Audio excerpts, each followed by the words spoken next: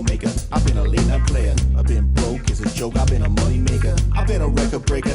Taking credit as an educator. I've been known to spit the flows and make it shaky, shaky thing. Popping, locking, stopping, let it hang. Watch us as we drop this hip hop, it's like it stings. We make a whole room drop and everybody sing. We want the funk. We gotta have that funk. We kick it old school. We think we're so cool. We take it back to the past. We gonna act a fool. Enough jumps, the middle finger make my yay. Hello, welcome to Sports Buzz, a Fan-atical view. I am your host, Scott D. Lewis, here live in studio, Comcast Cable, Channel 23, downtown Danbury, Connecticut, on this April 21st, a day behind April 20th, otherwise known as 420. Some of the kids out there might know what that means. Not that I do, but you know, whatever. Anyways. It was a nice day, Scott. It was a nice day. Another nice day. Another nice day, Bob. Well, let's quick say hello to my right-hand man, Mr. Bob Rowe Jr. Hi, Scott. Another nice day, Bob, ruined by just sad news in the music industry. Yes. Prince. Passes away. What is going on in the music industry and really all over the place? Dwayne Pearl Washington passed away, former Syracuse player, great basketball player this week. He was young in his 50s. Prince, 57 years old, still performing, still recording, still putting out great music, and now he passes away. We started the year with David Bowie going down, which was just horrible, right on the heels of his latest album, which was just a triumph of all, sorts of artistic means. And now Prince goes down. In the middle of that, we lost Phife Dawg from A Tribe Called Quest. Right. Some other musical legends. Who's the guy from the Eagles that went down? We just lost from the country and western field. Oh yeah, Merle Haggard. So a lot of legends in the music, and some of them young, like Phife Dawg.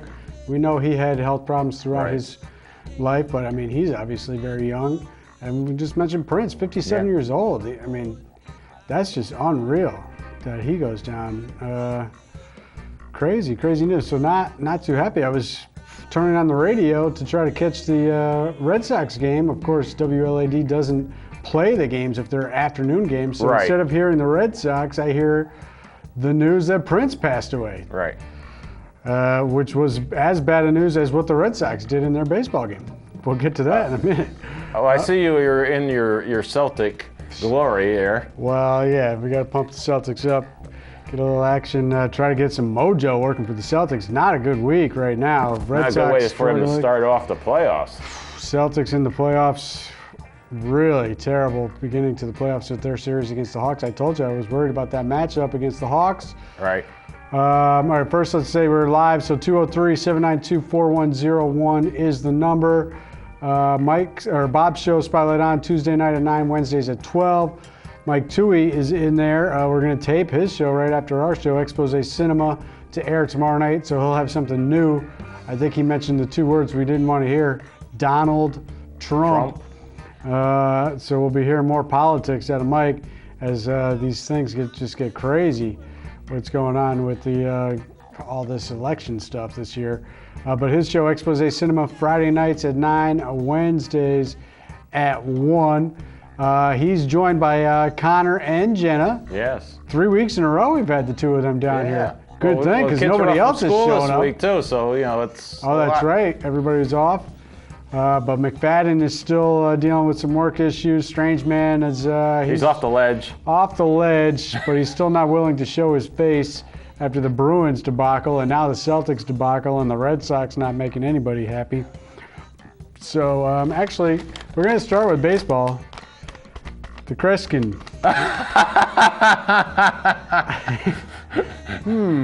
Carsoni. Great Carsoni.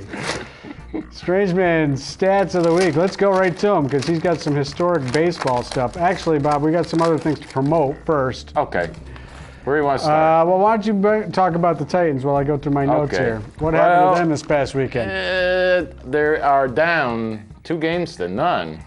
At home, they At lost home. those 2 games. So Not that a very means they're good going on the turnout road for- facing elimination. for their 2 playoffs so far. I And mean, we were going to start talking about them Right. after not talking about them, and now what are we talking about? well, first of all, the first game, Brian Patch goes down with a neck injury. Oh, And literally lost the game by one point and 1 goal. And then the second game, 3 seconds off the clock, all-out brawl, where oh, well, Titans We're the old Whalers like to do Yes. that. They still have that coach who probably promotes it.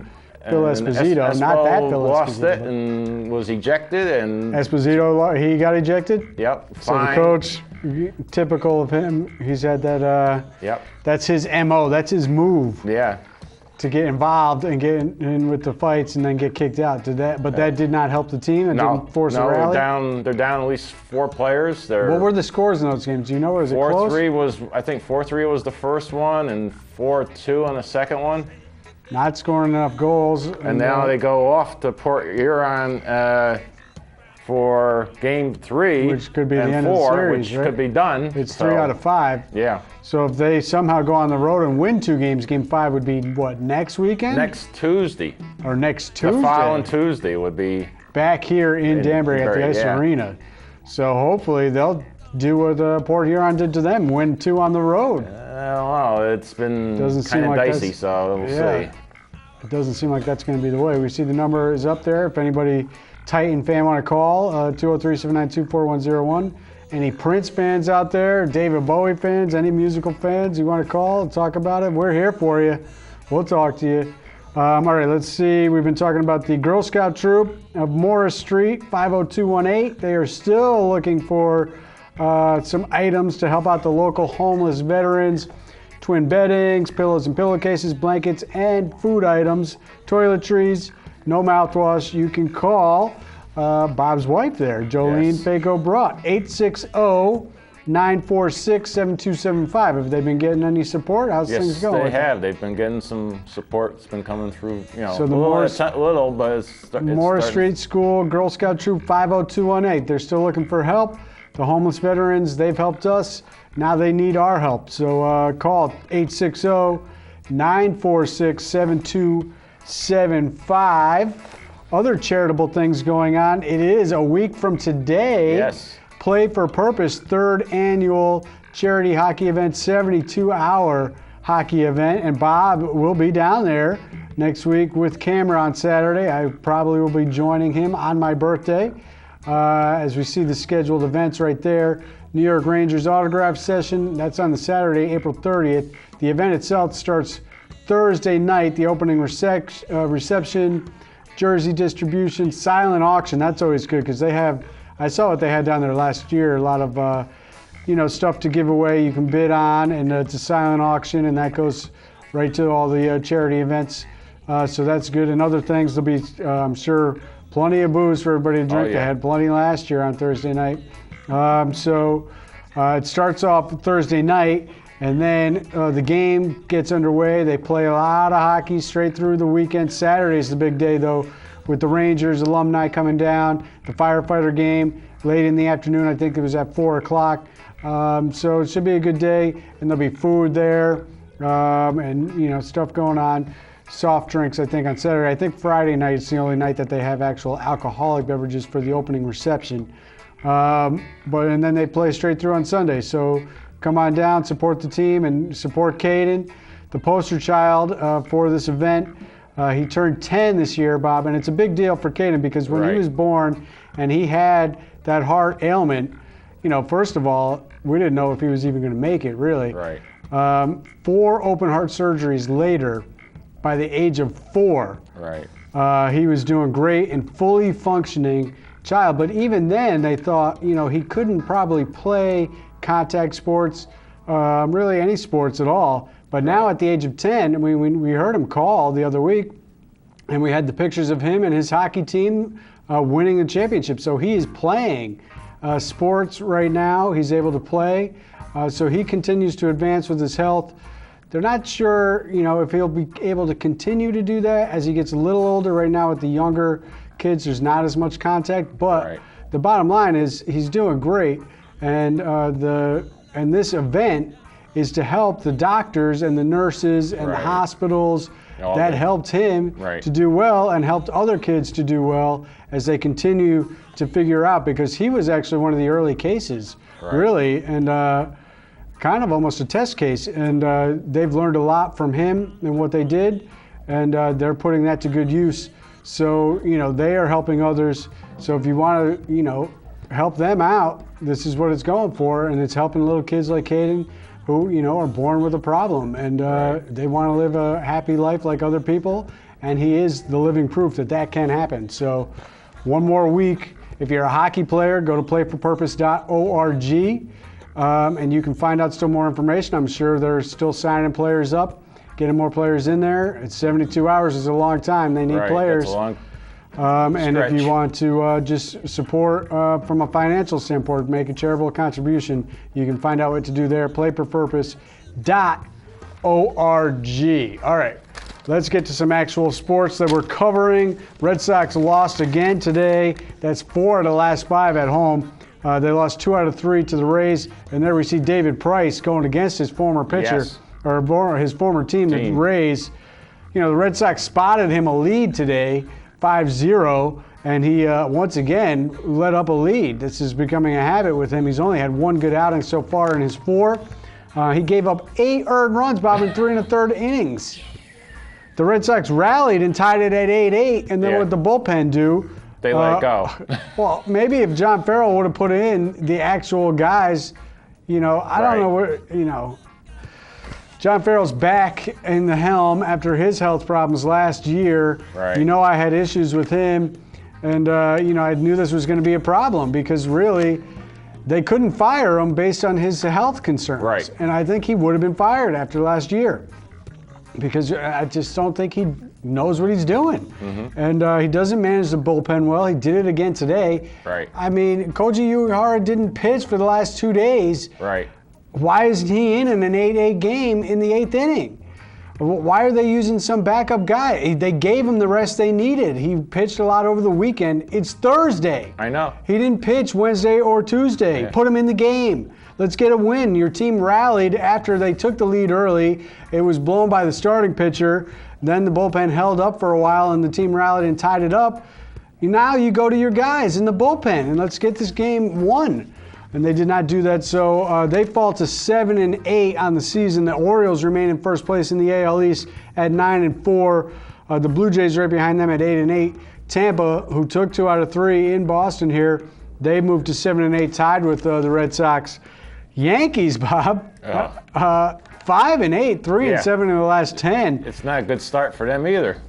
And Ellsbury's benched again. Right. When are they going to bench A-Rod? Has he been benched yet? He's batting what, like 120? Yeah. All right, before we get deeper into the actual current baseball, let's go historical. Baseball, we mentioned from the strange man's status of the week. He's going history. Oh, you're going history. Okay. He's going by dates. Oh, okay. Where do we start? 420, as we mentioned, 1912 to 1916. That's 104 years ago. First game at Fenway Park. Boston Red Sox against the New York Highlanders. That's right. They weren't known as the Yankees. They were not known as the Yankees. Where did the New York Highlanders, where did that franchise originally begin, however, in Bob? Baltimore. All right, Bob knows. That's not in Strange Man's Stats of the Week. I was going to pull that out, but Bob got it. All right, Bob. We should have saved that maybe for a caller, 203-792-4101. Uncle Buck, he's out there. Yeah. He's an old timer. He probably knew something like that. Is Uncle Buck a Met fan or a Yankee fan? He's a Red Sox fan. He's a Red Sox. That's right. He is a Red Sox fan. See, Uncle Buck's not calling enough. I forgot. He's one of mine. Red Sox fan. April 18th, 1923, original Yankee Stadium, 93 years old. The house that Ruth built. The house that Ruth built. First game ever, Boston Red Sox at New York Yankees. Right. So this rivalry goes way back. We know that. April 21st, 1916, 100 years ago, Weegham Park opened. The Chicago Cubs hosted and beat the Cincinnati Reds in 11 innings, by the way. Wow.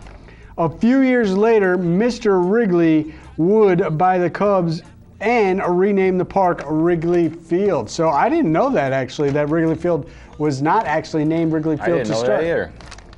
Good stats by a strange man. He is not here, but he is here, kind of. Yes. We have a joke to get to. Maybe we'll save that for later in the show as we move along.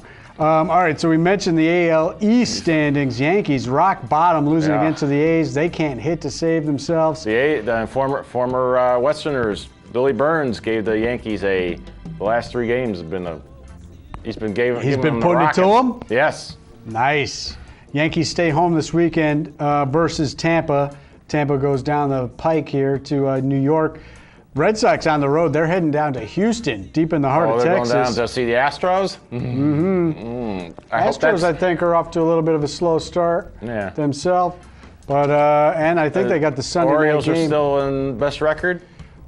Orioles not the best record, but in first place in the East with a 9-4 record, so pretty good.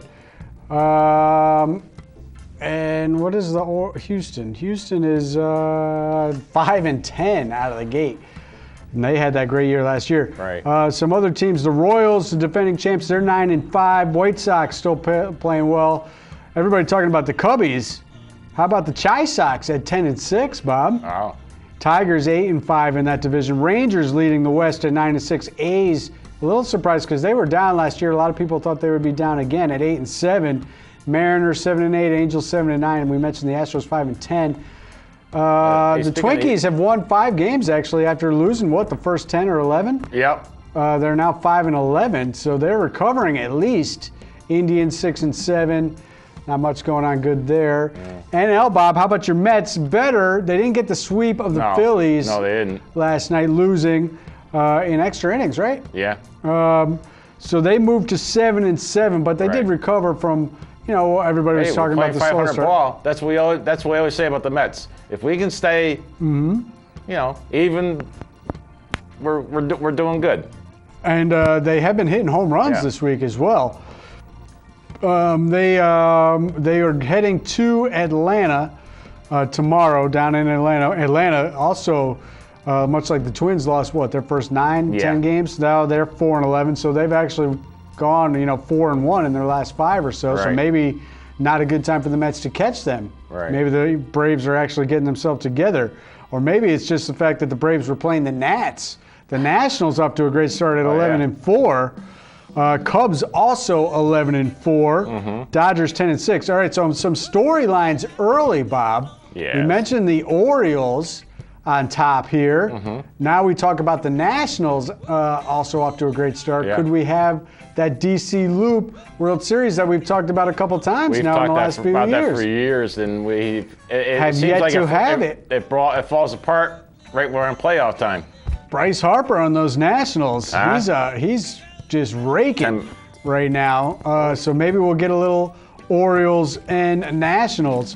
And then the other thing, everybody talking about the Cubs, Chi Sox, we did mention they made moves in the offseason, and they are off to a good start. We could have a north side, south side, Windy City. Speaking about the White Sox, we're going to see the White Sox being the family. You are? Yeah, we're going to go see them play the Yankees. How about that? All right, Bob, I guess I'm going to have to talk about the NBA. Do we have to? Holy cow, Bob. That's kind of a So the Celtics begin the series down in Atlanta. They fall behind by 19 in the first half on Saturday in Game 1. I predicted that they would come back and rally in the second half and it would be a great game. And I sat there and I tuned in and I watched, and they did come all the way back. Bob actually took a 3-point lead with about 5 minutes to go in the fourth quarter, and then Avery Bradley blew out his hamstring. He goes down, and the team gets shell-shocked, commits a couple turnovers down the stretch, and they end up losing that game by 1 point. But, they thought, it was a good sign. At least they scored some points in the second half after scoring 36 in the first half of that game. But you had to wonder what was going to happen because Kelly Olynyk re-aggravated his shoulder. He was out for game 2. Avery Bradley, he leads the team in minutes played and finished top 5 in Defensive Player of the Year voting. He's the best perimeter defender in the league. And he also scores 15 a game. He's got the smooth stroke from outside, so we knew that was going to be a problem. And otherwise, they're also banged up. Isaiah Thomas is playing with a banged up wrist. Right. Jay Crowder has not been the same since coming back from a high ankle sprain at the end of the season. He can't make a shot to save his life. There we see Kelly Olynyk, who ended up sitting out the entire second half and all of Game 2. Marcus Smart has a jammed finger and now bruised ribs as he took a shot in Game 2. So they are really up against it. So Game 2, Bob, epic meltdown. They scored 7 points in the first quarter, 24 at halftime, 46 by the end of the third quarter. No, they did not win the game doing that. I mean, the Hawks only scored 60-something through three quarters, so they weren't doing anything either. Right. It was a game that was absolutely unwatchable. Unfortunately, I did watch the whole thing. It was Were you crying at the end? Now, when the team plays like that, Bob, you just sit there, you know it. It's not even worth yelling at the refs, who are horrendous. Right. It's not even worth yelling at the team because you just know that it's just going to be a horrible night. You're going to sit there depressed all night watching, saying, why am I watching? And you're going to move on and try to put it behind you and hope Game 3 at home Friday night will be better. I'm not sure if it will be, but they better come back. I was thinking about it, the epic battles that the Hawks and the Celtics have had. Over the years. I mean, Larry Bird and Dominique Wilkins, Game 7, that battle in, 86, when they went toe-to-toe in the fourth quarter. They scored more points, just the two of them combined in that fourth quarter, than the Hawks and Celtics were scoring combined as a team. Unreal. And then last night, I'm tuning into my team, my second team, Charlotte, and King Kemba, who got blown out again in Game 1 against Miami. And this game is unwatchable on the other end of the spectrum. No defense whatsoever, Bob, as they give up 72 points to the Heat in the first half of that game. They scored 60 points themselves. They're down 12 at halftime, scoring 60 points. They go on to lose, so they're down 2-0. Indiana and Toronto are locked up in a tight series. Toronto choked away Game 1. They did recover in Game 2, but they're now heading to Indiana tied 1-1. And Cleveland, talking about unwatchable, Bron still acts like a 2-year-old on the court. Does he think he's the only guy ever who's dunked a basketball in a basketball game? That's why they call him the, Pawn James. Bron, just ridiculous. His antics on the court are unreal. The way he just runs around, sticking his tongue out, acting like a child, and he commits an offensive foul every possession, and Stan Van Gundy got fined for saying it. Right. He actually called him out and said, that's LeBron. He's going to get those calls. We got to play him knowing that that's going to happen. And Detroit has actually played them kind of tough through three quarters of the first two games. They couldn't hang in there in the fourth quarter of any of these games, so they are down 2-0. Out west, Stephon Curry has the banged up ankle, but that's not mattering as they're resting him because Golden State is taking care of business against Houston. They're up 2-0. Right. San Antonio is crushing Memphis. The Clippers are crushing Portland. And Dallas they surprised after getting blown out in Game 1. They came back and rallied and won a 1-point game against OKC. So that's the only game out west that's 1-1. So that's what's going on in the NBA. NHL matchups, Bob, that is worth watching. Much more competitive. I watched last night as the Islanders were trying to go up 3-1 on the Panthers. They could not get that done. Panthers won that game in Brooklyn. So that's 2-2, heading back to Florida in a very, very tight series there. And that's deadlocked. And now your Rangers, Bob, they're going to look to tie up things against the Penguins. Hope they can. Kind of a crazy series there. Looked like the Penguins were going to go up 2-0. They were winning 1-0 in Game 2 after taking Game 1. They seemed to have full control, and then on a dime, in a split second, or more like 18 seconds, your Rangers turned that game around, scored 2 goals quick, got a third, and went on to win Game 2. And then the Penguins did the same thing, kind of turned that game around quick. It looked like the Rangers were going to go up 2-1. They had the 1-0 lead, but the Penguins turned that around quickly, and they won Game 3. So now in the Garden tonight, Bob, how you feel about that? Win tonight, so tie it up. How are you feeling? Are you confident they're going to do that? I'm confident they'll do it. All right, Bob is confident, and his Rangers remain confident that they're going to tie it up, head back to Pittsburgh even. We'll see what happens. They do not want to go to Pittsburgh down 3-1. That would not be pretty. Flyers held off elimination against the Capitals last night. Capitals were cruising 3-0 in the series. I don't think the Capitals are going to pull one of their choking dog situations like they have in recent years. Right. In the first round, I think they're going to finish off the business with the Flyers here. In the first round, we'll see what happens because they'll get either the Penguins or the Rangers, and that will be a tough matchup for them in the second round. Detroit is down 3-1 against Tampa. Tampa's going home to try to finish that. So that's the eastern side of things. Out west, some surprises, Bob. Two of the favorites to get back to the Cup, or at least to the Western Conference Finals. Chicago, the defending Cup champions, they find themselves down against their rivals, St. Louis Blues, 3-1. Shocking, Bob. Right. St. Louis, they won both games in Chicago, right? Mm-hmm. Yeah. And the Blackhawks had one of their players get some shenanigans late, and he's suspended. And then the Kings, led by the Connecticut kid, Jonathan Quick, in net. They're going against their rival, the Sharks. They lost the first two games at home, won game 3 in San Jose, and you thought, here we go with the Sharks, always choking, especially against the Kings. But no, Sharks got game 4 at home to take a 3-1 commanding lead. Remember, though, Bob, last year, they were up 3-0 on the Kings, and they blew that series. This time, though, getting game 4 and going up 3-1 when the series was 2-1, I think gives them a little bit different psyche. And how about this, Bob? How many years ago was it that Jumbo Joe Thornton was traded from the Bruins to San Jose, and he is still there?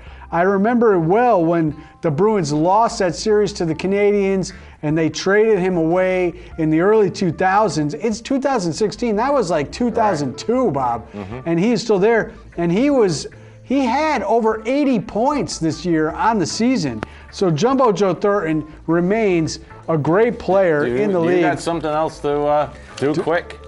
Do we have a joke?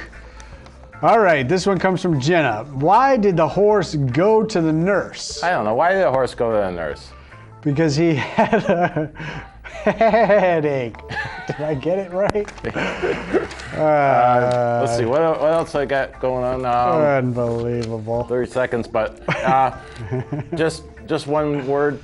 What do you got? It's very dry out there. We've been out to a lot of calls for brush fires. Please be careful. If you're lighting a bonfire, yeah, be careful. The firefighters don't want to have to get called to another brush fire situation. We had one just this past weekend. Driving down Route 53, the reservoir is high, which means we have had a lot of rain. But at this time of year, things can dry out quick. Yeah. So just because there's been moisture doesn't mean it's not dry. So be careful out there. This time of year, people getting outside, having some fun. Safety first, as we always like to say. All right, we are out of here. We will see you next week.